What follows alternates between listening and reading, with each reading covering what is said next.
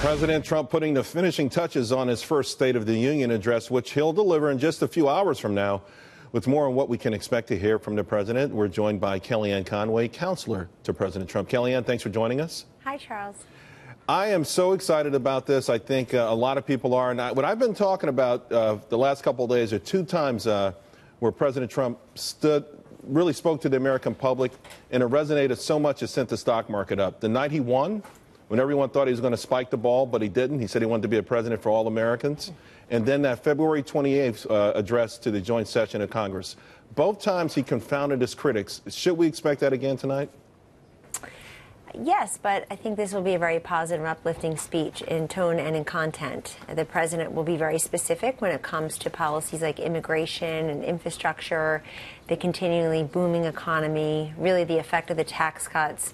And now we have upwards of 275 companies and job creators saying that because of the tax cut, they are taking significant action on behalf of their workforce, their workplace. You've got billions of dollars being repatriated from abroad. You have billions of dollars being invested here from companies like Apple and FedEx and ExxonMobil. The list really goes on and on. It grows by the day. And unlike what Leader Schumer said today, those companies are saying because of this tax cut, we are doing X, Y, and Z. Although they're not saying because we had growth of less than 2%. Yeah. For many years we're doing it. You have to admit it's somewhat flattering, though, when they try to take the credit for something, right? I mean, that means they've given up on pushing back that this is not a good thing. They're essentially de facto saying that the tax cuts work and that it's a wonderful thing for Americans, and they just would like the credit for it. Yes, and maybe they'd like to take back their vote of no from 6 weeks ago if now they think it has been a good thing.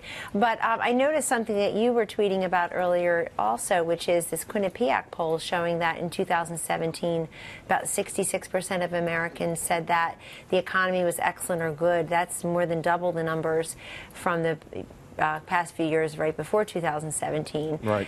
To put it mildly. And so you do see that confidence that's undergirding this economy as well.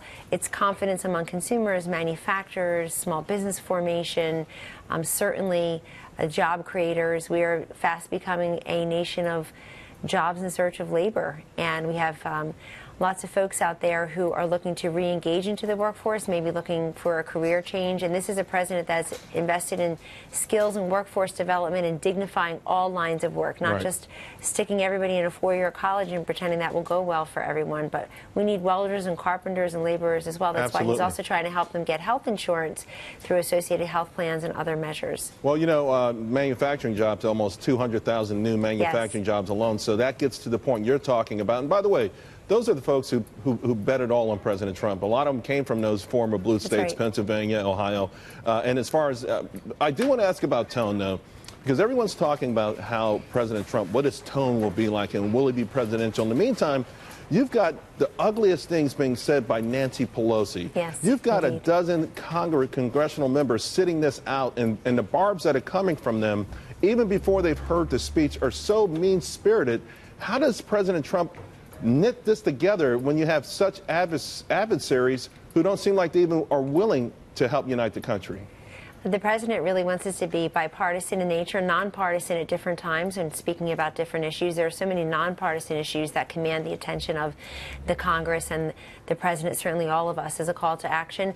But to answer your question, I guess to coin an old phrase, if they're going low, he'll just go high.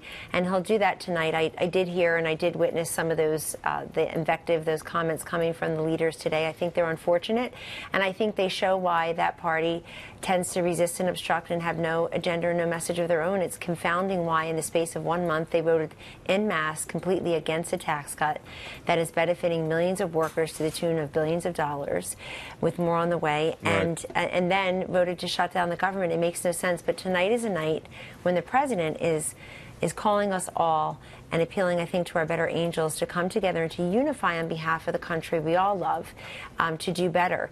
I also just don't understand why people make ideological divides personal.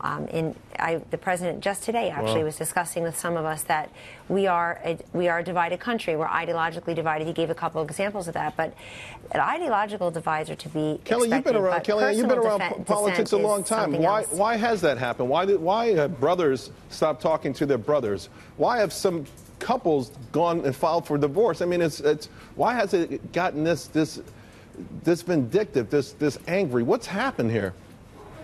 People do seem to seek out opinions that support their own, perhaps, and I think in addition to that, the larger culture sometimes can be isolating. Right. If you're just in technology by yourself, but more to the point, you got to find the issues.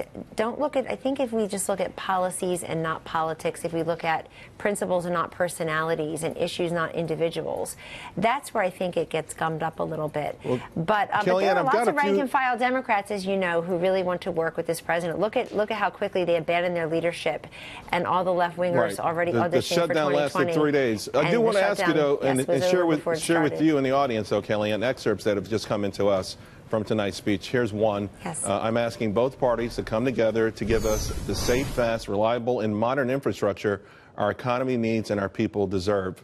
Another, just as I promised the American people from this podium 11 months ago, we enacted the biggest tax cuts and reform in American history. Our massive tax cuts provide tremendous relief for the middle class and small businesses. And one more I'd like to share. Since we passed tax cuts, roughly 3 million workers have already gotten tax cuts bonuses, many of them thousands of dollars per worker. Infrastructure, Kellyanne Conway, seems to be the thing that every party agrees on. Everyone, even those brothers who don't talk to each other, they both hit potholes. So everyone should be able to agree with this one. Crumbling bridges and roads, and I saw one report where there could be up to 50,000 bridges that are in disrepair, and obviously that's an inconvenience and hassle issue, but it's also a safety issue, as you know. We have an air traffic control system that was built a very long time ago to accommodate roughly 100,000 passengers annually.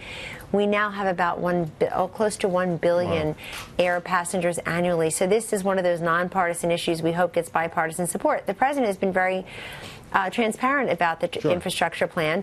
At least $1 trillion in investment, some of that private, public, but a lot of it public. And then also, secondly, to get this permitting process down from the 8 to 10 years where it currently is, in many cases, down to 2 years. So compress that timeline. Many other countries do it that way. Sure. They don't compromise in environmental impact. They don't compromise in safety. They just really squeeze down the commenting period. So the public can criticize a project. We know bureaucracy is one of the Achilles heels of the American of our economy, particularly with this overbearing government. Kellyanne Conway, thank you very much as usual. Thank you, really Charles. appreciate it. Thanks.